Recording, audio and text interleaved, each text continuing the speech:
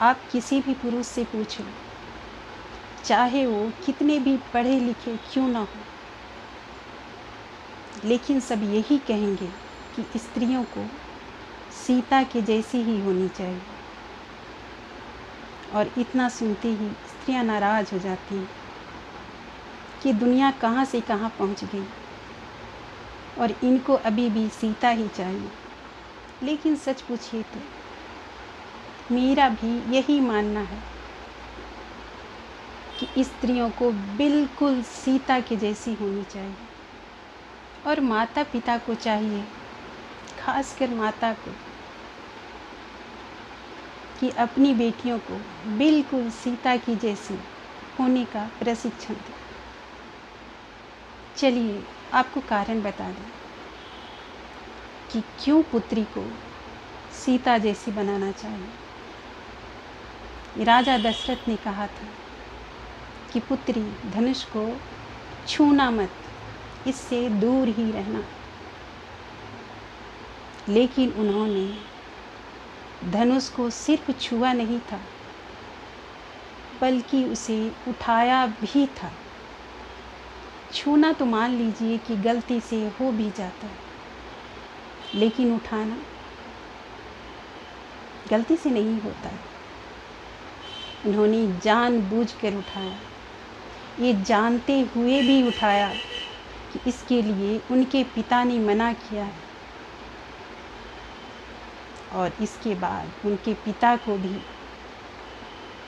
इस बात का भान हुआ कि उनकी पुत्री शक्तिशाली है, और संसार को भी उन्होंने अपनी शक्ति से परिचय कराया। इसी तरह आपकी पुत्री भी अगर आपके मना करने के बावजूद कोई कार्य कर ले तो आप नाराज ना हो, करने दीजिए, उसे सीता बनने दीजिए।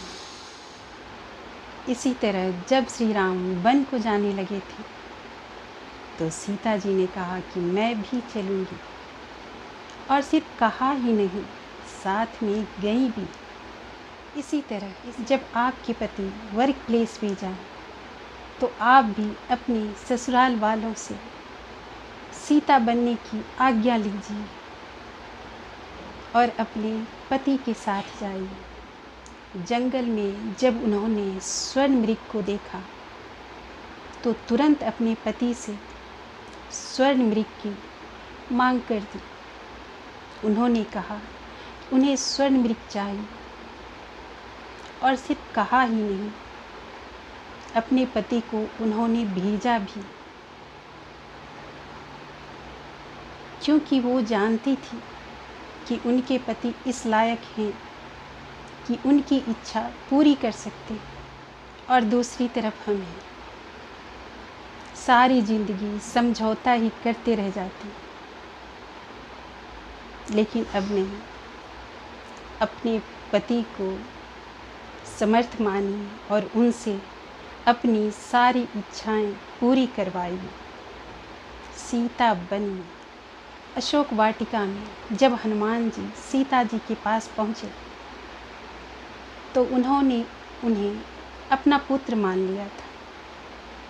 वो चाहती तो अपने पुत्र के साथ वापस अपने पति के पास जा सकती थी, लेकिन नहीं, उन्होंने माना कि उनके पति सर्वशक्तिमान हैं और हर बाधाओं से लड़कर उनके पति उनके पास जरूर पहुंचेंगे,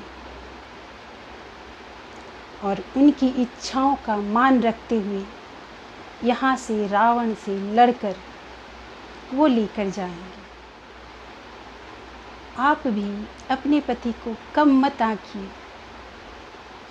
आप भी मानिए कि आपके पति में इतनी सामर्थ्य है कि वो आपकी हर इच्छाओं को पूरी कर सकते हैं।